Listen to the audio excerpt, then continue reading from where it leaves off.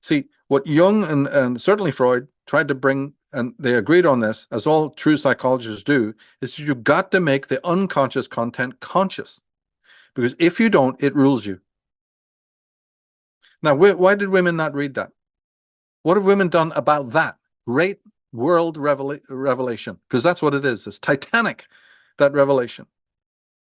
It's important on a personal level if you're dealing in spiritual progress for yourself, and it certainly has its cultural ramifications. That which you do not make consciousness reappears on the road ahead of you as fate.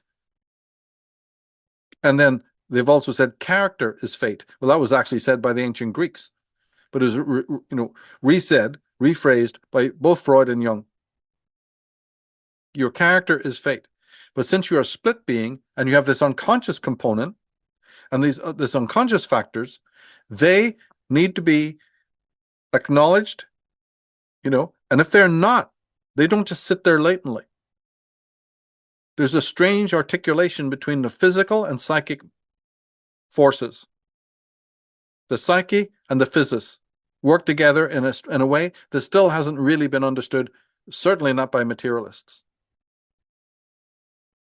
But this is what psychoanalysis brought to light, the strange connection between psychic energy and physical energy.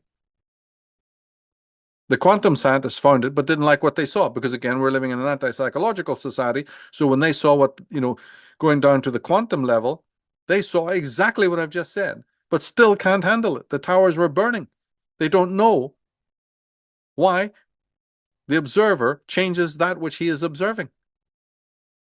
And it's left them in an unspeakable pickle. The whole Einsteinian classical picture just burned up in front of them.